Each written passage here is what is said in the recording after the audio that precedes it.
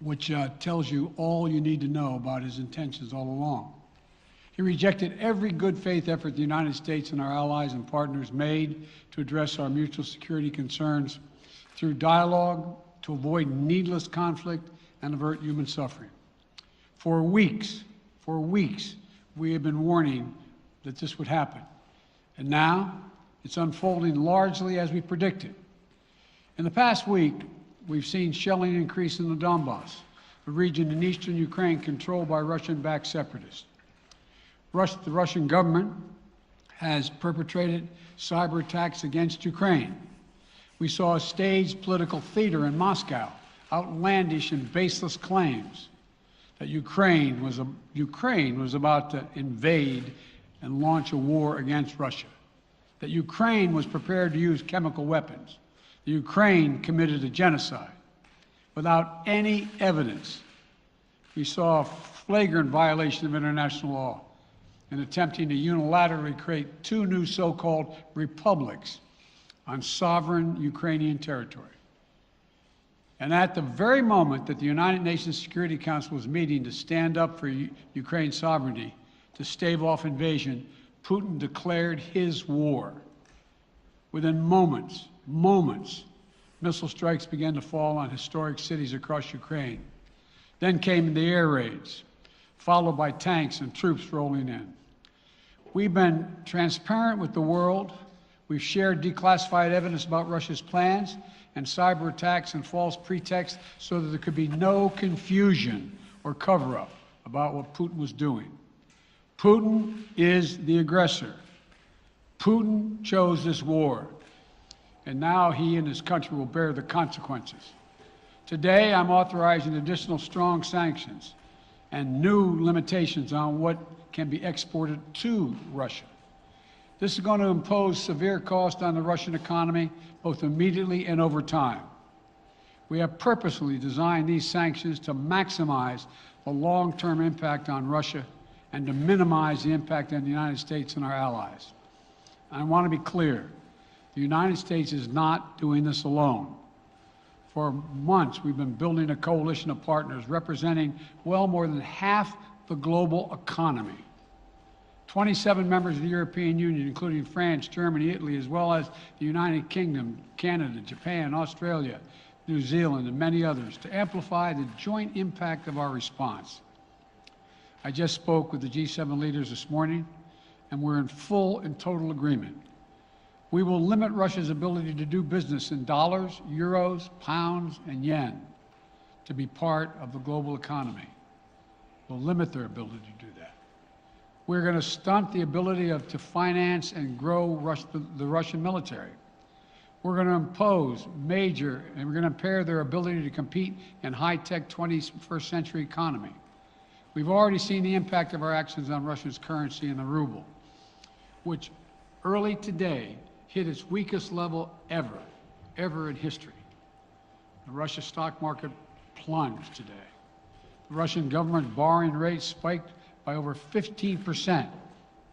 In today's actions, we've now sanctioned Russian banks that together hold around $1 trillion in assets. We've cut off Russia's largest bank, a bank that holds more than 1/3 of Russia's banking assets by itself, cut it off from the U.S. financial system. And today, we're also blocking 4 more major banks. That means every asset they have in America will be frozen. This includes VTB, the second largest bank in Russia, which has $250 billion in assets. As promised, we're also adding the names to the list of Russian elites and their family members that we're sanctioning as well. As I said on Tuesday, these are people who personally gain from the Kremlin's policies, and they should share in the pain. We will keep up this drumbeat of those designations against corrupt billionaires in the days ahead. On Tuesday, we stopped the Russian government from raising money from U.S. or European investors.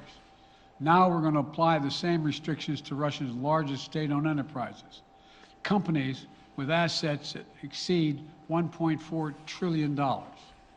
Some of the most powerful impacts of our actions will come over time as we squeeze Russians' access to finances and technology, for strategic sectors of its economy and degrade its industrial capacity for years to come.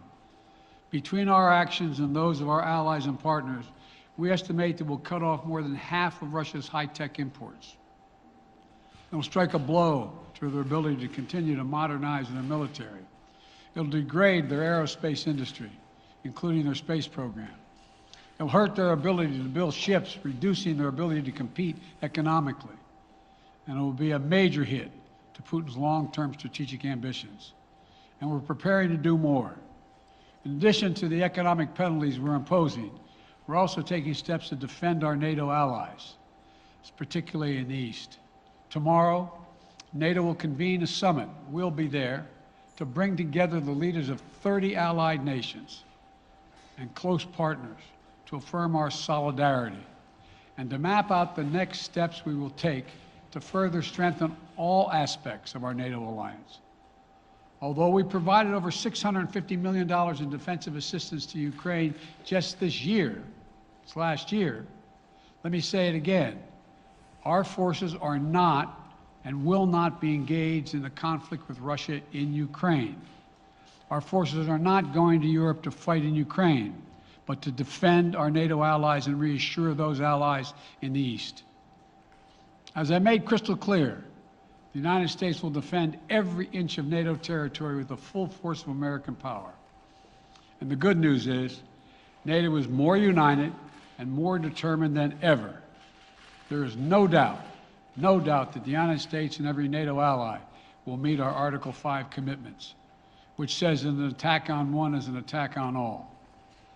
Over the past few weeks, I ordered thousands of additional forces to Germany and Poland as part of our commitment to NATO.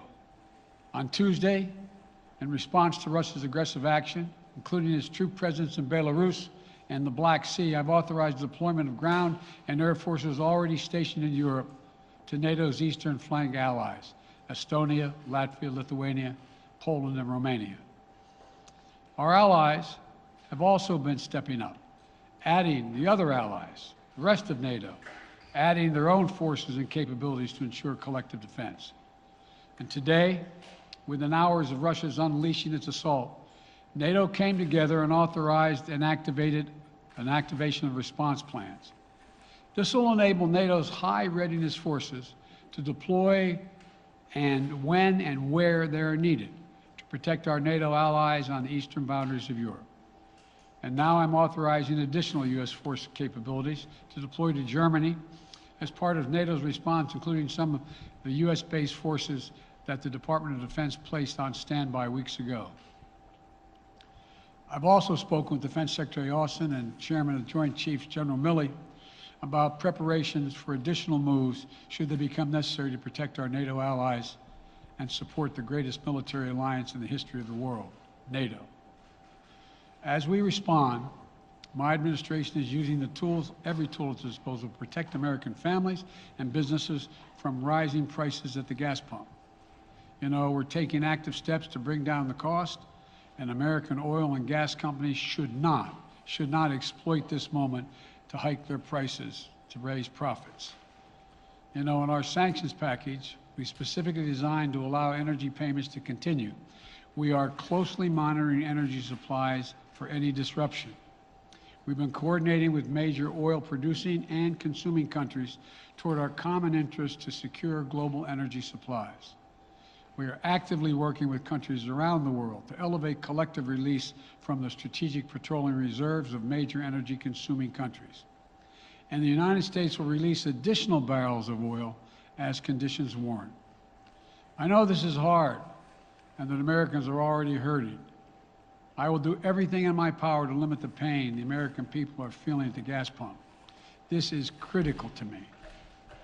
But this aggression cannot go unanswered. If it did, the consequences for America would be much worse. America stands up to bullies. We stand up for freedom. This is who we are. Let me also repeat the warning I made last week. If Russia pursues cyber attacks against our companies, our critical infrastructure, we are prepared to respond. For months, we've been working closely with the private sector to harden our cyber defenses, sharpen our ability to respond to Russian cyber attacks as well. I spoke last night to President Zelensky of Ukraine, and I assured him that the United States, together with our allies and partners in Europe, will support the Ukrainian people as they defend their country. We'll provide humanitarian relief to ease their suffering. And in the early days of this conflict, Russia propaganda outlets will keep trying to hide the truth and claim success for its military operation against a made-up threat. But history has shown, time and again, how swift gains in territory eventually give way to grinding occupations, acts of mass civil disobedience, and strategic dead ends. The next few weeks and months will be hard on the people of Ukraine. Putin has unleashed a great pain on them, but the Ukrainian people have known 30 years of independence. They have repeatedly shown that they will not tolerate anyone who tries to take their country backwards. This is a dangerous moment for all of Europe, for the freedom around the world. Putin has committed an assault on the very principles that uphold the global peace. But now, the entire world sees clearly what Putin and his Kremlin allies are really all about. This was never about a genuine security concerns on their part. It was always about naked aggression, about Putin's desire for empire by any means necessary, by bullying Russia's neighbors through coercion and corruption, by changing borders by force, and ultimately by choosing a war without a cause.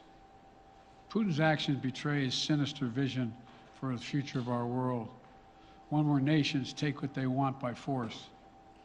But it is a vision that the United States and freedom-loving nations everywhere will oppose with every tool of our considerable power. The United States and our allies and partners will emerge from this stronger, more united, more determined, and more purposeful. And Putin's aggression against Ukraine will end up costing Russia dearly, economically and strategically. We will make sure of that. Putin will be a pariah on the international stage. Any nation that countenances Russia's naked aggression against Ukraine will be stained by association. When the history of this era is written, Putin's choice to make a totally unjustifiable war on Ukraine will have left Russia weaker and the rest of the world stronger. Liberty, democracy, human dignity, these are the forces far more powerful than fear and oppression. They cannot be extinguished by tyrants like Putin and his armies. They cannot be erased by from people's hearts and hopes by any amount of violence and intimidation. They endure. In the contest between democracy and autocracy, between sovereignty and subjugation, make no mistake, freedom will prevail. God bless the people of a free and democratic Ukraine. May God protect our troops. Mr. President. Associated Press, Zeke. So do you have any plans to speak with President Putin at this point? And what interactions have you had with the Russian government? I heard the first part. Do I have any plans to speak with Putin at this point, and what? What communications have you had with the Kremlin as far as military operations in Ukraine and making sure this does not spiral into a larger conflict? Well, it's a large conflict already. The way we're going to ensure it's not going to aspire to a larger conflict is by providing all the forces needed in the Eastern European nations that are members of NATO. NATO is more united than it's ever been, and I have no plans to talk with Putin. Wall Street Journal, Tarina. Mr. President, you didn't mention SWIFT in your sanctions that you announced. Is there a reason why the U.S. Isn't doing that? Is there a disagreement among allies regarding SWIFT and whether Russia should be allowed to be a part of it? The sanctions that we've proposed on all their banks have of equal consequence, maybe more consequence than SWIFT, number one. Number two, it is always an option, but right now that's not the position that the rest of Europe wishes to take. Cecilia Vega, ABC. Sir, sanctions clearly have not been enough to deter Vladimir Putin to this point. What is going to stop him? How and when does this end? And do you see him trying to go beyond Ukraine And a second question I'll just give to you now. This statement that he gave last night, the threat that he gave, the West will face consequences greater than any you have faced in history. Is he threatening a nuclear strike? I have no idea what he's threatening. I know what he has done, number one. And number two, no one expected the sanctions to prevent anything from happening. It has to show, this is going to take time, and we have to show resolve so he knows what's coming. And so the people of Russia know what he's brought on them. That's what this is all about. This is going to take time. It's not going to occur, he's going to say, oh my God, these sanctions are coming, I'm going to stand down. He's going to test the resolve of the West to see if we stay together, and we will. We will, and it will impose significant costs on him. Will he go beyond Ukraine, sir? Do you see him going? Yes. Thank you. Two topics, just really quick. First, markets are down and gas prices are up. I know you always stress the difference between Wall Street and Main Street, but everybody seems to be in for some economic pain. How economically painful is it going to get for people in this country? And I do have one more question. First of all, there's no doubt that when a major nuclear power attacks and invades another country, that the world is going to respond, and markets can respond all over the world. So there's no doubt about that, number one. Number two, the notion that this is going to last for a long time is highly unlikely as long as we continue to stay resolved in imposing the sanctions we're going to impose on Russia, period. What's the next question? I'm sorry. The next question is, did you underestimate Putin, and would you still describe him the way that you did in the summer as a worthy adversary? At the time, he was, I made it clear, as an adversary, and I said he was worthy. I didn't underestimate him. And I've read most of everything he's written. Did you read I shouldn't, I'm not a wise guy. You heard the speech he made, almost an hour's worth of speech is why he was going into Ukraine. He has much larger ambitions in Ukraine. He wants to, in fact, reestablish the former Soviet Union. That's what this is about. And I think that his ambitions are completely contrary to the place where the rest of the world has arrived. And with his ambitions, you're confident that these devastating sanctions are going to be as devastating as Russian missiles and bullets and tanks? Yes, Russian bullets, missiles, and tanks in Ukraine. Yes, I am. Thank you, President Biden. If sanctions cannot stop President Putin, what penalty can? I didn't say sanctions couldn't stop him. You've been talking about the threat of these sanctions for several weeks now. Yes, but the threat of the sanctions and imposing the sanctions and seeing the effect of the sanctions are two different things. They're two different things. And we're now he's going to begin to see the effect of the sanctions. And what will that do? How will that change his mindset here, given he's Because it attacking will so Ukraine as we weaken his speak? country that he'll have to make a very, very difficult choice as to whether to continue to move toward being a second-rate power or, in fact, respond. You said in recent weeks that big nations cannot bluff when it comes to something like this. You recently said that the idea of personally sanctioning President Putin was on the table. Is that a step that you're prepared to take? And if It's not a not, bluff, it's on the table. sanctioning President Putin? Yes. Why not sanction him today, sir? Mr. President? Why not sanction him today, sir? Mr. President, if I can, you detailed some severe and swift new sanctions today and said the impact it will have over time. But given the full-scale invasion, given that you're not pursuing disconnecting Russia from what's called SWIFT, the international banking system, or other sanctions at your disposal, respectfully, sir, what more are you waiting for? Specifically, with the sanctions we've imposed exceed SWIFT. The sanctions we imposed exceed anything that's ever been done. The sanctions we imposed have generated 2/3 of the world joining us. They are profound sanctions. Let's have a conversation in another month or so to see if they're working. Yes. Can I ask you about Zelensky? Sir, you spoke to Vladimir Zelensky yesterday, sir? What's the risk that we are watching the beginning of another Cold War, and is there now a complete rupture in U.S. and Russian relations? There is a complete rupture right now in U.S.-Russian relations if they continue on this path that they're on. And in terms of a Cold War, That depends. You have the vast majority of the rest of the world in total opposition to what he's doing, from Asia to South America to Europe to around the world. And so it's going to be a cold day for Russia. The idea, you don't see a whole lot of people coming to his defense. And are you, if I could follow up, sir, are you urging China to help isolate Russia? Are you urging China to help isolate Russia? I'm not prepared to comment on that at the moment.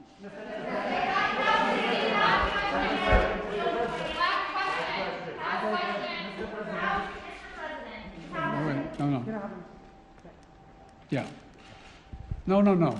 He's had his hand up a long time. Thank you, Mr. President. How concerned are you that Putin wants to go beyond Ukraine into other countries and the U.S. will have to get involved if he moves into NATO countries? Well, if he did move into NATO countries, he will be involved. We will be involved. The only thing that I'm convinced of is if we don't stop now, he'll be emboldened. If we don't move against him now with these significant sanctions, he will be emboldened. Look, you know, well, anyway. Can you talk anything more about your conversation? Mr. President.